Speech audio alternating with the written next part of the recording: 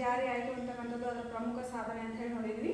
ಈ ಭಾರತ ಸರ್ಕಾರದ ಕಾಯ್ದೆ 1935ರಲ್ಲಿರ್ತಕ್ಕಂಥ ಮುಖ್ಯಾಂಶಗಳೇನಾಗಿದ್ವು ಅಂತ ಹೇಳಿದ್ರೆ ಭಾರತೀಯರ ಪರವಾಗಿ ಇರಲಿಲ್ಲ.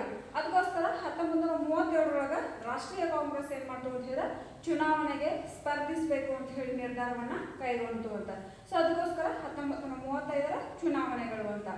ಸೊ ಈ 1935ರ ಕಾಯ್ದೆಯನ್ನ ಸಂಪೂರ್ಣವಾಗಿ ತಿರಸ್ಕರಿಸುವುದರ ಅಭಿವ್ಯಕ್ತಿಗಾಗಿ ಈ ಭಾರತದ ರಾಷ್ಟ್ರೀಯ ಕಾಂಗ್ರೆಸ್ ಏನ್ ಮಾಡ್ತು ಅಂತ ಹೇಳಿದ್ರೆ 1937ರ ಚುನಾವಣೆಯಲ್ಲಿ ಭಾಗವಹಿಸಿತು. ಚುನಾವಣೆಯಲ್ಲಿ ಭಾಗವಹಿಸಿದಂತಹ ಕಾಂಗ್ರೆಸ್ 11 ಪ್ರಾಂತ್ಯಗಳ ಪೈಕಿ 7 ಪ್ರಾಂತ್ಯಗಳಲ್ಲಿ ಸಂಪೂರ್ಣವಾಗಿ ಅಧಿಕಾರವನ್ನು ವಹಿಸಿಕೊಳ್ಳೋದ್ರ ಮುಖಾಂತರ ಇನ್ನೂ 2 ಪ್ರಾಂತ್ಯಗಳಲ್ಲಿ ಸಮ್ಮಿಶ್ರ ಸರ್ಕಾರವನ್ನು ರಚನೆ ಮಾಡುವಲ್ಲಿ ಇದು ಯಶಸ್ವಿಯಾಯಿತು ಅಂತ. ಒಟ್ಟಾರೆ 11 ಪ್ರಾಂತ್ಯಗಳ ಪೈಕಿ ಏನಾಯಿತು, 7 ಪ್ರಾಂತ್ಯಗಳಲ್ಲಿ ಸಂಪೂರ್ಣವಾಗಿರ್ತಕ್ಕಂತಹ ಅಧಿಕಾರವನ್ನು ವಹಿಸಿಕೊಂಡು ಇನ್ನು 2 ಪ್ರಾಂತ್ಯಗಳಲ್ಲಿ ಏನಾಯಿತು ಅಂತ ಹೇಳಿದ್ರೆ ಸಮ್ಮಿಶ್ರ ಸರ್ಕಾರವನ್ನು ರಚನೆ ಮಾಡುವಲ್ಲಿ ಯಶಸ್ವಿಯಾಯಿತು ಅಂತ. ಒಟ್ಟಾರೆಯಾಗಿ 9 ಪ್ರಾಂತ್ಯಗಳಲ್ಲಿ ಅಧಿಕಾರವನ್ನು ಪಡೆದುಕೊಳ್ತು ಅಂತ. ಸೊ ಈ ರೀತಿ ಈ ಚುನಾವಣೆಯಲ್ಲಿ ಭಾಗವಹಿಸುವ ಮುಖಾಂತರ ಅಥವಾ ಆ ಸ್ಪರ್ಧೆಯಲ್ಲಿ ಜಯಗಳಿಸುವ ಮುಖಾಂತರ ಏನೇನು ಸಾಧನೆಗಳನ್ನ ಮಾಡ್ತು ಅಂತ ಹೇಳಿದ್ರೆ ತನ್ನೆಲ್ಲ ಮಿತಿಗಳೊಂದಿಗೆ ಕಾಂಗ್ರೆಸ್ ತುರ್ತು ಅಧಿಕಾರ ನೀಡುವ ಕಾನೂನುಗಳ ವಾಪಸಾತಿಯನ್ನು ಪಡೆದುಕೊಳ್ಬೇಕು. ಆಮೇಲೆ ವಿವಿಧ ಸಂಘಟನೆಗಳ ಮೇಲೆ ಬ್ರಿಟಿಷರು ವಿಧಿಸಿರ್ತಕ್ಕಂಥ ನಿಷೇಧವನ್ನು ಹಿಂಪಡಿಬೇಕು. ಗುಪ್ತ ದಳದಿಂದ ರಾಜಕಾರಣಿಗಳ ನಿಗಾ ವಹಿಸುವಿಕೆ ತಡೆಯನ್ನ ಮಾಡಬೇಕು. ಆಮೇಲೆ ಕಾಯ್ದೆ ಭಂಗ ಚಳವಳಿಯ ವೇಳೆ ವಶಪಡಿಸಿಕೊಂಡಿರ್ತಕ್ಕಂಥ ಭೂಮಿಯನ್ನ ಭಾರತೀಯರಿಗೆ ಹಿಂತಿರುಗಿಸಬೇಕು. ಪತ್ರಿಕೆಗಳ ಮೇಲೆ ನಿರ್ಬಂಧವನ್ನ ಹೇರಿತಲ್ಲ ಆ ನಿರ್ಬಂಧವನ್ನ ರದ್ದತಿ ಮಾಡಬೇಕು ಅಂತಕ್ಕಂಥ ಹಲವಾರು ಸುಧಾರಣೆಗಳನ್ನ ಜಾರಿಗೆ ತರುವಲ್ಲಿ ಈ ಚುನಾವಣೆ ಯಶಸ್ವಿಯಾಗಿರೋದನ್ನು ನಾವು ಕಾಣಬಹುದು ಅಂತ. ಆಮೇಲೆ ಇದ್ರ ಬೆನ್ನಲ್ಲೇ ಅಂದ್ರೆ 1937ರೊಳಗೆ ಯಾವಾಗ ಚುನಾವಣೆಯಲ್ಲಿ ಸ್ಪರ್ಧಿಸಿ ಗೆಲುವನ್ನು ಸಾಧಿಸ್ತಾ 1939ರೊಳಗ ದ್ವಿತೀಯ ಜಾಗತಿಕ ಮಹಾಯುದ್ಧ ಪ್ರಾರಂಭವಾಯಿತು ಅಂತ. ಈ ದ್ವಿತೀಯ ಜಾಗತಿಕ ಮಹಾಯುದ್ಧದಲ್ಲಿ ಬ್ರಿಟಿಷರು ಭಾರತೀಯರ ಒಪ್ಪಿಗೆಯನ್ನ ಪಡೆಯದೆ ಏನ್ ಘೋಷಣೆ ಮಾಡಿದ್ರು ಅಂತ ಹೇಳಿದ್ರೆ ಮಿತ್ರ ರಾಷ್ಟ್ರಗಳ ಪರವಾಗಿ ಭಾರತ ಯುದ್ಧದಲ್ಲಿ ಏನಾಗುತ್ತೆ ಅಂತ ಹೇಳಿದ್ರೆ ಭಾಗವಹಿಸ್ತೈತಿ ಅಂತ ಹೇಳಿ ಘೋಷಣೆಯನ್ನ ಮಾಡಿಬಿಟ್ರು ಅಂತ. ಆದ್ರೆ ಭಾರತದ ರಾಷ್ಟ್ರೀಯ ಕಾಂಗ್ರೆಸ್ 1939ರೊಳಗೆ ಏನ್ ಮಾಡ್ತು ಅಂತ ಹೇಳಿದ್ರೆ ಇದನ್ನ ವಿರೋಧಿಸುವುದರ ಮೂಲಕ ಎಲ್ಲ ಮಂತ್ರಿ ಮಂಡಲಗಳಿಗೆ ಏನ್ ಮಾಡ್ತು ಅಂತ ಹೇಳಿದ್ರೆ ರಾಜೀನಾಮೆಯನ್ನ ನೀಡ್ತು ಅಂತ. ಅಷ್ಟೇ ಅಲ್ಲದೆ ಗಾಂಧೀಜಿಯವರು ಸಹಿತ ಈ ಬ್ರಿಟಿಷ್ ಸರ್ಕಾರದ ವಿರುದ್ಧ ವೈಯಕ್ತಿಕ ಸತ್ಯಾಗ್ರಹಗಳನ್ನು ಪ್ರಾರಂಭ ಮಾಡಿರೋದನ್ನ ನಾವು ಕಾಣಬಹುದು ಅಂತ. ಮುಸ್ಲಿಂ ಲೀಗ್ ಆಗಿರ್ಬೋದು, ದೇಶೀಯ ರಾಜ್ಯಗಳಾಗಿರ್ಬೋದು, ಕಾಂಗ್ರೆಸ್ ನಡುವೆ ಭಿನ್ನಾಭಿಪ್ರಾಯಗಳನ್ನು ಹುಟ್ಟು ಹಾಕಿ ಇವರಲ್ಲಿ ಒಡಕನ್ನುಂಟು ಮಾಡೋದ್ರ ಮೂಲಕ ಇವರ ಬೆಂಬಲವನ್ನು ಪಡಿಬೇಕು ಅಂತ ಹೇಳಿ ಬ್ರಿಟಿಷ್ ಸರ್ಕಾರ ಏನ್ ಮಾಡಿದ್ರೆ ಸಾಕಷ್ಟು ಪ್ರಯತ್ನಗಳನ್ನ ನಡೆಸ್ತು ಅಂತ. ಸೊ ಅದಕ್ಕೋಸ್ಕರ 23 ಮಾರ್ಚ್ 1940ರೊಳಗ ಲಾಹೋರ್ ಅಧಿವೇಶನದೊಳಗ ಅಧಿವೇಶನ ನಡೀತು. ಯಾವಾಗ 1940 ಮಾರ್ಚ್ 23. ಈ ಅಧಿವೇಶನದೊಳಗ ಮುಸ್ಲಿಂ ಲೀಗ್ ಪಾಕಿಸ್ತಾನ್ ಠರಾವನ್ನ ಏನ್ ಮಾಡ್ತು ಅಂತ ಹೇಳಿದ್ರೆ ಸ್ವೀಕಾರವನ್ನ ಮಾಡ್ತು. ಯಾಕಂದ್ರೆ ಈಗಾಗಲೇ ಇವರೆಲ್ಲರನ್ನ ಬೇರೆ ಬೇರೆ ಮಾಡಬೇಕು ಅಥವಾ ಇವರೆಲ್ಲರನ್ನ ಏನ್ ಮಾಡ್ಬೇಕು ಅಂತ ಹೇಳಿದ್ರೆ ಒಡೆದು ಆಳುವ ನೀತಿಯನ್ನು ಅನುಸರಿಸಬೇಕು ಅನ್ನೋ ಕಾರಣಕ್ಕಾಗಿ ಇವರಲ್ಲಿ ಭಿನ್ನಾಭಿಪ್ರಾಯಗಳನ್ನು ಉಂಟು ಮಾಡ್ಬೇಕಂತ ಹೇಳಿ ಪ್ರಯತ್ನವನ್ನ ಮಾಡ್ತು ಅಂತ. ಸೊ ಈ 1940 ಮಾರ್ಚ್ 23ರೊಳಗೆ ನಡೆರ್ತಕ್ಕಂಥ ಲಾಹೋರ್ ಕಾಂಗ್ರೆಸ್ ಅಧಿವೇಶನದೊಳಗ ಮುಸ್ಲಿಂ ಲೀಗ್ ಏನ್ ಮಾಡ್ಬಿಡ್ತು ಅಂತ ಹೇಳಿದ್ರೆ ಪಾಕಿಸ್ತಾನ್ ಠರಾವನ್ನ ಸ್ವೀಕಾರ ಮಾಡ್ಬಿಡ್ತು ಅಂತ. ಈ ಬ್ರಿಟಿಷ್ ಸರ್ಕಾರ ಏನ್ ಹೇಳ್ತು ಅಂತ ಹೇಳಿದ್ರೆ ಯುದ್ಧದ ನಂತರ ಅಧೀನ ರಾಷ್ಟ್ರದ ಸ್ಥಾನವನ್ನ ನೀಡ್ತೀವಿ, ಕಾರ್ಯಕಾರಿ ಸಮಿತಿಯ ವಿಸ್ತರಣೆಯನ್ನ ಮಾಡ್ತೀವಿ ಮತ್ತು ಸಂವಿಧಾನದ ರಚನಾ ಸಮಿತಿಯ ಸ್ಥಾಪನೆ ಆಗೋದಕ್ಕೂ ಸಹಿತ ಸ್ಥಾಪನೆಯನ್ನ ಭಾರತಕ್ಕೆ ಒದಗಿಸಲಾಗುವುದು ಅಂತಕ್ಕಂಥ ಹಲವಾರು ಭರವಸೆಗಳನ್ನ ಏನ್ ಮಾಡಲಾಯಿತು. 1940ರ ಆಗಸ್ಟ್ ನಲ್ಲಿ ವೈಸ್ರಾಯ ಲಿನ್ಲಿತ್ ಗೋ ಅಂತಕ್ಕಂಥವ್ರು ಏನ್ ಮಾಡಿದ್ರಿ ಘೋಷಣೆಯನ್ನ ಮಾಡಿದ ಅಂತ. ಇದಕ್ಕೆ ಪ್ರತಿಯಾಗಿ ಭಾರತೀಯರು ಏನ್ ಮಾಡ್ಬೇಕು ಅಂತ ಹೇಳಿದ್ರೆ ಬ್ರಿಟಿಷರ ಪರವಾಗಿ ಯುದ್ಧದಲ್ಲಿ ಭಾಗವಹಿಸಬೇಕು ಅಥವಾ ಯುದ್ಧದಲ್ಲಿ ಬ್ರಿಟಿಷರನ್ನ ಬೆಂಬಲಿಸಬೇಕು ಅಂತ ಹೇಳಿ ಲಿನ್ಲಿತ್ ಗೋ ಅಂತಕ್ಕಂಥ ವೈಸ್ರಾಯ ಭಾರತೀಯರನ್ನ ಕೇಳಿಕೊಂಡ. ಈ ಪ್ರಸ್ತಾವನೆಯನ್ನ ಭಾರತೀಯರ ಮುಂದೆ ಆಗಸ್ಟ್ ನಲ್ಲಿ ಇಟ್ಟಿದ್ರಿಂದ ಇದನ್ನ ಆಗಸ್ಟ್ ಪ್ರಸ್ತಾವನೆ ಅಂತ ಹೇಳಿ ಪ್ರಸಿದ್ಧವಾಗಿರೋದನ್ನ ನಾವು ಕಾಣಬಹುದು ಅಂತ. ಇನ್ನ ನೆಕ್ಸ್ಟ್ ಭಾರತ ಬಿಟ್ಟು ತೊಲಗಿ. ಇದು ಬ್ರಿಟಿಷರೇ ಭಾರತ ಬಿಟ್ಟು ತೊಲಗಿ ಅಂತಕ್ಕಂಥ ಘೋಷಣೆ ಮುಖಾಂತರ 1942ರಲ್ಲಿ ಈ ಚಳವಳಿ ಪ್ರಾರಂಭವಾಗಿರೋದನ್ನು ನಾವು ಕಾಣಬಹುದು ಅಂತ. ಎರಡನೇ ಜಾಗತಿಕ ಮಹಾಯುದ್ಧದಲ್ಲಿ ಜರ್ಮನಿ ಮತ್ತು ಜಪಾನ್ನ ಮುನ್ನಡೆಯಿಂದಾಗಿ ಬ್ರಿಟಿಷರು ಸ್ಟಾಫರ್ಡ್ ಕ್ರಿಪ್ಸ್ನ ಆಯೋಗವೊಂದನ್ನು ಭಾರತೀಯರಿಗೆ ಮನವೊಲಿಸೋದಕ್ಕೋಸ್ಕರ ಕಳಿಸಿಕೊಡ್ತು. ಯಾರಿ ಸ್ಟಾಫರ್ಡ್ ಕ್ರಿಪ್ಸ್ ಅಂತಕ್ಕಂಥದ್ದನ್ನು. ಸೊ ಇದನ್ನ ಕ್ರಿಪ್ಸ್ ಆಯೋಗ ಅಂತಾನೆ ಇತಿಹಾಸದಲ್ಲಿ ನಾವು ಗುರುತಿಸ್ತೀವಿ ಅಂತ. ಇದರ ಉದ್ದೇಶ ಏನಂತ ಹೇಳಿದ್ರೆ ಈಗೇನು ಜಪಾನ್ ಮತ್ತು ಜರ್ಮನಿಗಳು ಜಯವನ್ನು ಸಾಧಿಸ್ತಾ ಇದ್ದಾವೋ, ಬ್ರಿಟಿಷರು ಸೋಲನ್ನು ಅನುಭವಿಸುವಂತ ಪರಿಸ್ಥಿತಿ ಬಂದು ಒದಗಿದೆಯೋ ಅಂತಹ ಸಂದರ್ಭದಲ್ಲಿ ಭಾರತೀಯರ ಬೆಂಬಲ ಅತಿ ಅವಶ್ಯ ಅಂತ ಹೇಳಿ ಮನಗಂಡಿರ್ತಕ್ಕಂಥ ಬ್ರಿಟಿಷರು ಏನ್ ಮಾಡಿದ್ರು ಅಂತ ಹೇಳಿದ್ರೆ ಅವರನ್ನ ಮನವೊಲಿಸುವಂತೆ ಅಂದ್ರೆ ಅವರಿಗೆ ಯುದ್ಧದಲ್ಲಿ ಬೆಂಬಲಿಸುವಂತೆ ಮನವೊಲಿಸುವುದಕ್ಕೋಸ್ಕರ ಈ ಕ್ರಿಪ್ಸ್ ಆಯೋಗವನ್ನ ಭಾರತಕ್ಕೆ ಕಳುಹಿಸಿಕೊಡಲಾಯಿತು ಅಂತ. ಭಾರತಕ್ಕೆ ಅಧೀನ ರಾಷ್ಟ್ರದ ಸ್ಥಾನ ಮತ್ತು ರಕ್ಷಣಾ ವ್ಯವಸ್ಥೆ ಹೊರತುಪಡಿಸಿ ಮಿಕ್ಕ ಎಲ್ಲ ಆಡಳಿತವನ್ನು ನೋಡಿಕೊಳ್ಳುವುದಕ್ಕೋಸ್ಕರ ತಾತ್ಕಾಲಿಕ ಆಡಳಿತದ ಸರ್ಕಾರವನ್ನು ನೀಡುವುದಾಗಿ ಪ್ರಸ್ತಾಪ ಈ ಕ್ರಿಪ್ಸ್ ಆಯೋಗ ಮಾಡ್ತು ಅಂತ. ಆದರೆ ಈ ಪ್ರಸ್ತಾವನೆ ಏನಾಗಿತ್ತು ಅಂತ ಹೇಳಿದ್ರೆ ಯುದ್ಧದ ನಂತರ ಜಾರಿಗೆ ಬರುವುದಾಗಿತ್ತು. ಆದರೆ ಭಾರತೀಯರು ಏನ್ ಮಾಡಬೇಕಾಗಿತ್ತು, ತಕ್ಷಣದಿಂದಲೇ ಬ್ರಿಟಿಷರಿಗೆ ಬೆಂಬಲವನ್ನ ನೀಡಬೇಕಾಗಿತ್ತು ಅಂತ. ಹಾಗಾಗಿ ಕಾಂಗ್ರೆಸ್ ಆಗಿರ್ಬೋದು ಮತ್ತು ಮುಸ್ಲಿಂ ಲೀಗ್ ಆಗಿರ್ಬೋದು ಇವೆರಡೂ ಏನ್ ಮಾಡ್ತು ಅಂತ ಹೇಳಿದ್ರೆ ಈ ಕ್ರಿಪ್ಸ್ ಆಯೋಗವನ್ನ ತಿರಸ್ಕಾರ ಮಾಡೋದಕ್ಕೆ ಪ್ರಾರಂಭಿಸಿತು. ಗಾಂಧೀಜಿಯವರು ಇದರ ಬಗ್ಗೆ ಏನ್ ಹೇಳಿದ್ರು ಅಂತ ಹೇಳಿದ್ರೆ, ಮುಳುಗುತ್ತಿರುವ ಬ್ಯಾಂಕ್ ಒಂದರ ಭವಿಷ್ಯತ್ತಿನ ದಿನಾಂಕದ ಚೆಕ್ ಅಂತ ಹೇಳಿದನ್ನ ಹೇಳಿರೋದನ್ನ ನಾವು ಕಾಣ್ಬೋದು ಅಂತ. ಬ್ಯಾಂಕ್ ಇನ್ನೇನು ಮುಳುಗ್ತಾ ಇದೆ ಅಂದ್ರೆ ಬ್ರಿಟಿಷರು ಏನಾಗ್ತಾ ಇದ್ದಾರೆ, ಸೋಲನ್ನು ಅನುಭವಿಸ್ತಕ್ಕಂಥ ಹಂತದಲ್ಲಿದ್ದಾರೆ. ಅಷ್ಟಾದ್ರೂ ಸಹಿತ ನಮ್ಗಿಂತ ಭರವಸೆ ಕೊಡ್ತಾ ಇದ್ದಾರೆ ಅಂತ ಹೇಳಿದ್ರೆ, ಮುಳುಗುತ್ತಿರುವ ಬ್ಯಾಂಕ್ ಅಂದ್ರೆ ಭವಿಷ್ಯತ್ತಿನ ದಿನಾಂಕದ ಚೆಕ್ ಹೇಗೆ ಯೂಸ್ ಇರೋ ಅವರು ನೀಡ್ತಕ್ಕಂಥ ಭರವಸೆಗಳು ನಮಗೆ ಯೂಸ್ ಆಗುದಿಲ್ಲ ಅಂತ ಹೇಳಿ ಗಾಂಧೀಜಿಯವರು ಅದನ್ನ ಏನ್ ಮಾಡಿದ್ರು ಅಂತ ಹೇಳಿದ್ರೆ ಈ ರೀತಿಯಾಗಿ ಕರೆದಿರೋದನ್ನ ನಾವು ಕಾಣ್ಬೋದು ಅಂತ. ಅಖಿಲ ಭಾರತ ಸರ್ಕಾರ ಸಮಿತಿಯ 8 ಆಗಸ್ಟ್ 1942ರಂದು ಬಾಂಬೆಯಲ್ಲಿ ಸಭೆ ಸೇರಿ ಭಾರತ ಬಿಟ್ಟು ತೊಲಗಿ ಅಂತಕ್ಕಂಥ ಠರಾವನ್ನ ನಿರ್ಣಯಿಸಿ ಏನ್ ಮಾಡಲಾಯಿತು ಅಂತ ಹೇಳಿದ್ರೆ ಅದರ ನೇತೃತ್ವವನ್ನು ಗಾಂಧೀಜಿಯವರು ವಹಿಸಿಕೊಂಡಿರೋದನ್ನ ನಾವು ಕಾಣ್ಬೋದು ಅಂತ. 1942ರೊಳಗ ಬಾಂಬೆ ಒಳಗೆ ಸಭೆ ಸೇರಲಾಯಿತು. ಆಗಸ್ಟ್ 8, 1942ರೊಳಗ ಈ ಭಾರತ ಬಿಟ್ಟು ತೊಲಗಿ ಅಂತಕ್ಕಂಥ ನಿರ್ಣಯದ ಠರಾವನ್ನ ಸ್ವೀಕಾರ ಮಾಡಿ ಗಾಂಧೀಜಿಯವರು ಇದರ ನೇತೃತ್ವವನ್ನು ವಹಿಸಿಕೊಳ್ಳೋದಕ್ಕೆ ಕೋರಲಾಯಿತು ಅಂತ.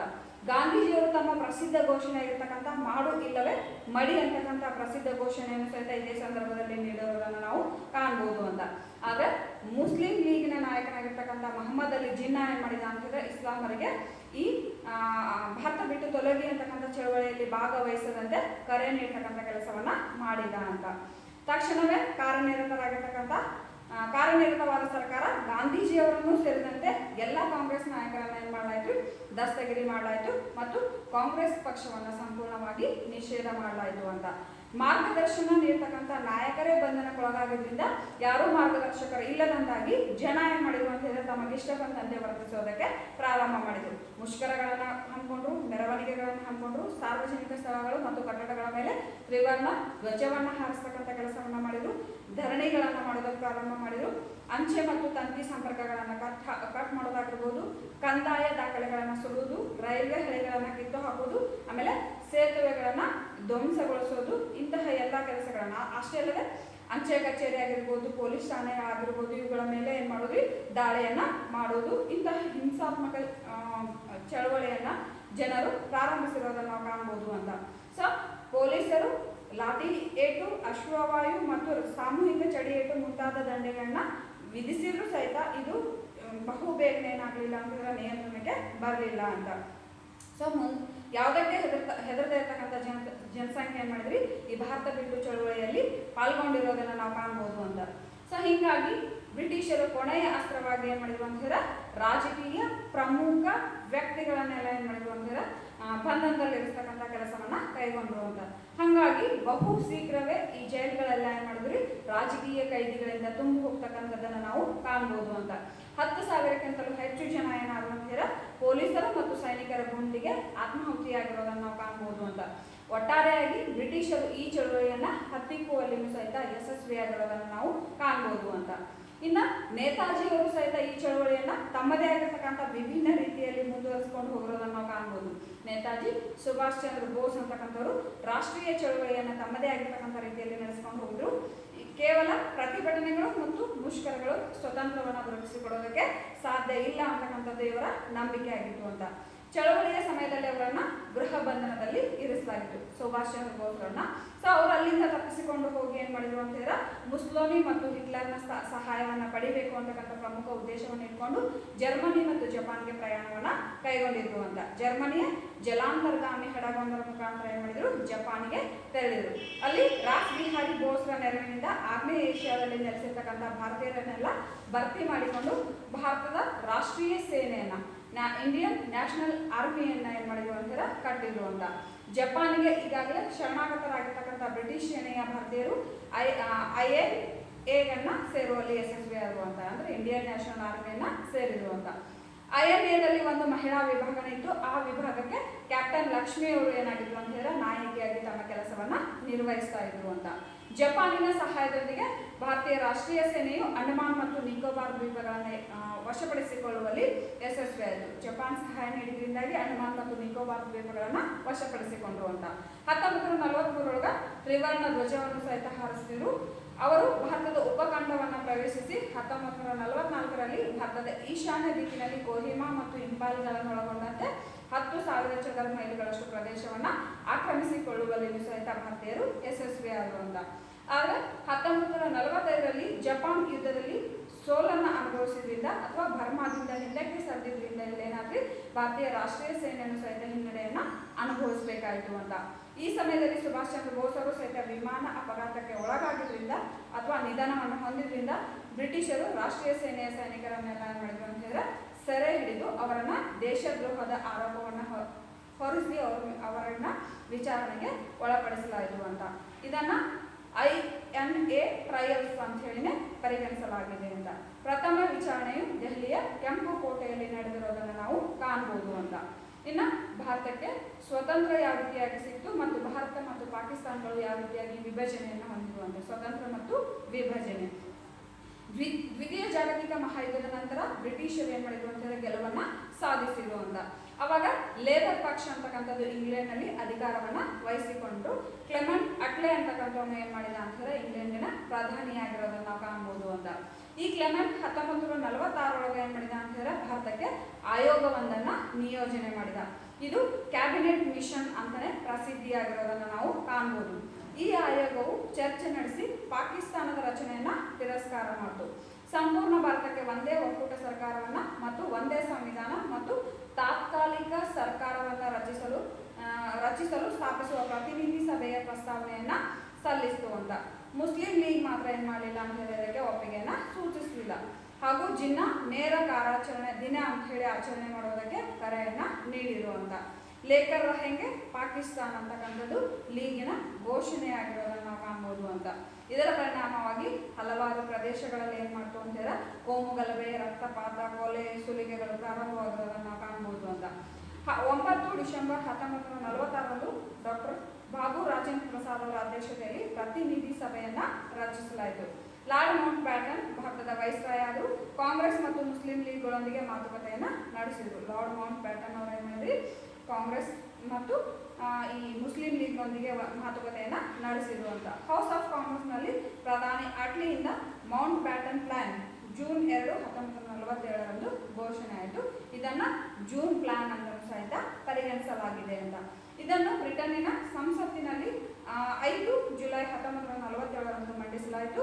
ಹಾಗೂ ಜುಲೈ 18ರಂದು ಅದು ಭಾರತದ ಸ್ವತಂತ್ರ ಕಾಯ್ದೆ 1947ರಂದು ಊರ್ಜಿತ ಆಯಿತು ಅಂತ. ಭಾರತದಲ್ಲಿ ಬ್ರಿಟಿಷ್ ಪಡೆತನವನ್ನ ಭಾರತ ಮತ್ತು ಪಾಕಿಸ್ತಾನಗಳಾಗಿ ವಿಭಜನೆ ಆಗೋದ್ರ ಮೂಲಕ ಇದು ಕೊನೆಗೊಂಡಿರೋದನ್ನ ನಾವು ಕಾಣಬಹುದು ಅಂತ. ರ್ಯಾಡ್ಕ್ಲಿಫ್ ಅಂತಕ್ಕಂಥ ರೇಖೆಯನ್ನ ಇದರ ನಡುವೆ ಎಳೆದು ಆ ಗಡಿಯನ್ನ ಭಾರತ ಮತ್ತು ಪಾಕಿಸ್ತಾನದ ಗಡಿಯನ್ನು ಏನ್ ಮಾಡಲಾಗಿ ನಿರ್ಧರಿಸಲಾಯಿತು ಅಂತ. 14 ಆಗಸ್ಟ್ 1947ರಂದು ಪಾಕಿಸ್ತಾನ ಸ್ವತಂತ್ರವನ್ನ ಘೋಷಣೆ ಮಾಡಿಕೊಂಡ್ರೆ 15 ಆಗಸ್ಟ್ 1947ರಂದು ಭಾರತ ಸ್ವತಂತ್ರ ಆಯಿತು ಅಂತ. ಜವಾಹರ್ಲಾಲ್ ನೆಹರು ಅವರು ಏನಾದ್ರು ಅಂತ ಹೇಳಿದ್ರೆ ಭಾರತದ ಪ್ರಥಮ ಪ್ರಧಾನಿಯಾಗಿ ಆಮೇಲೆ ಮೌಂಟ್ ಬ್ಯಾಟನ್ ಗವರ್ನರ್ ಜನರಲ್ ಆಗಿ ತಮ್ಮ ಅಧಿಕಾರವನ್ನ ವಹಿಸಿಕೊಂಡ್ರು ಅಂತ. ಹೀಗಾಗಿ ಮೌಂಟ್ ಬ್ಯಾಟನ್ ಬ್ರಿಟಿಷ್ ಭಾರತದ ಕೊನೆಯ ವೈಸ್ರಾಯ ಮತ್ತು ಗವರ್ನರ್ ಜನರಲ್ ಹಾಗೂ ಸ್ವತಂತ್ರ ಭಾರತದ ಪ್ರಥಮ ಗವರ್ನರ್ ಜನರಲ್ ಆಗಿರೋದನ್ನು ನಾವು ಕಾಣಬಹುದು ಅಂತ. ವಲ್ಲಭಾಯ್ ಪಟೇಲ್ ಅವರು ಉಪ ಪ್ರಧಾನಿಯಾಗಿ ಅಧಿಕಾರವನ್ನ ವಹಿಸಿಕೊಂಡ್ರು ಅಂತ. ದೇಶೀಯ ರಾಜ್ಯಗಳನ್ನು ಒಗ್ಗೂಡಿಸಿ ಭಾರತದ ಒಕ್ಕೂಟ ರಚನೆಯಲ್ಲಿ ಅವರು ಮಹತ್ವದ ಪಾತ್ರವನ್ನ ವಹಿಸಿದರು. ಯಾರು? ಸರ್ದಾರ್ ವಲ್ಲಭಾಯ್ ಪಟೇಲ್ ಅವರನ್ನ ಉಕ್ಕಿನ ಮನುಷ್ಯ ಅಂತ ಹೇಳಿ ನಾವು ಕರಿತೀವಲ್ಲ, ಅವ್ರೇನ್ ಮಾಡಿದ್ರು ಅಂತ ಹೇಳಿದ್ರೆ ದೇಶೀಯ ರಾಜ್ಯಗಳನ್ನೆಲ್ಲ ಒಗ್ಗೂಡಿಸಿ ಆ ರಾಜ್ಯಗಳನ್ನ ಭಾರತದ ಒಕ್ಕೂಟದಲ್ಲಿ ಸೇರಿಸುವಲ್ಲಿ ಮಹತ್ತರ ಪಾತ್ರವನ್ನ ವಹಿಸಿದಂತವರಾಗಿದ್ರು ಅಂತ. ಸೊ ಅವರನ್ನ ಸರ್ದಾರ್ ಹಾಗೂ ಭಾರತದ ಉಕ್ಕಿನ ಮನುಷ್ಯ ಅಂತಾನೆ ಕರೆಯಲಾಗಿರೋದನ್ನ ನಾವು ಕಾಣಬಹುದು ಅಂತ. ಡಾಕ್ಟರ್ BR ಅಂಬೇಡ್ಕರ್ ಅವರನ್ನ ಸಂವಿಧಾನ ರಚನಾ ಸಮಿತಿಯ ಅಧ್ಯಕ್ಷರಾಗಿ ನೇಮಕ ಮಾಡಿರೋದನ್ನ ನಾವು ಕಾಣಬಹುದು ಅಂತ. ಈ ಸಂವಿಧಾನವನ್ನ 26 ಜನವರಿ 1950ರಂದು ಜಾರಿಗೊಳಿಸಲಾಯಿತು ಮತ್ತು ಭಾರತ ಒಂದು ಗಣರಾಜ್ಯವಾಗಿ ಸ್ವತಂತ್ರ ರಾಷ್ಟ್ರವಾಗಿ ಹೊರಹೊಮ್ಮಿರೋದನ್ನು ನಾವು ಕಾಣಬಹುದು ಅಂತ. ಸೊ ಈ ರೀತಿಯಾಗಿರ್ತಕ್ಕಂತಹ ಬೆಳವಣಿಗೆ ಮತ್ತು ಭಾರತ ಮತ್ತು ಪಾಕಿಸ್ತಾನ ಆಗಿ ವಿಭಜನೆ ಹೊಂದಿ ಸ್ವತಂತ್ರವನ್ನು ಘೋಷಣೆ ಮಾಡಿಕೊಂಡಿರೋದನ್ನು ನಾವಿಲ್ಲಿ ಕಾಣಬಹುದು ಅಂತ. ಒಟ್ಟಾರೆಯಾಗಿ ಭಾರತೀಯರು ಬ್ರಿಟಿಷರ ವಿರುದ್ಧ ಹೋರಾಟವನ್ನು ಮಾಡೋದ್ರ ಮೂಲಕ 1947 ಆಗಸ್ಟ್ 15ರಂದು ಸಂಪೂರ್ಣ ಜಯವನ್ನು ಗಳಿಸೋದ್ರ ಮೂಲಕ ಸ್ವತಂತ್ರ ರಾಜ್ಯ ಅಸ್ತಿತ್ವಕ್ಕೆ ಬಂದಿರೋದನ್ನ ಸ್ವತಂತ್ರ ರಾಷ್ಟ್ರ ಅಂತಕ್ಕಂಥದ್ದು ಅಸ್ತಿತ್ವಕ್ಕೆ ಬಂದಿರೋದನ್ನು ನಾವಿಲ್ಲಿ ಕಾಣ್ಬೋದು ಅಂತ. ಸೊ ಇಂತಹ ಪರಿಸ್ಥಿತಿಯಲ್ಲಿ ಕರ್ನಾಟಕದಲ್ಲಿಯೂ ಸಹಿತ ಸಾಕಷ್ಟು ಪ್ರದೇಶಗಳಲ್ಲಿ ಹಲವಾರು ಚಳವಳಿಗಳು, ಸತ್ಯಾಗ್ರಹ